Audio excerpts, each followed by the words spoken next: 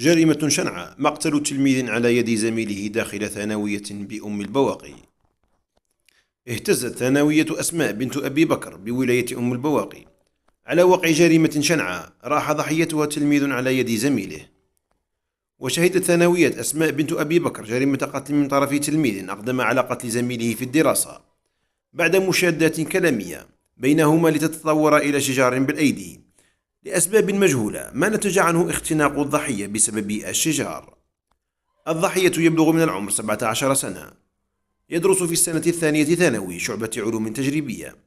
تم نقله على جناح السرعة إلى إحدى المصحات الخاصة حيث لفظ أنفاسه عند الوصول مباشرة، فيما باشرت مصالح الأمن التحقيقات لمعرفة أسباب الوفاة. رحمه الله وأسكنه فسيح جناته وألهم أهله الصبر والسلوان.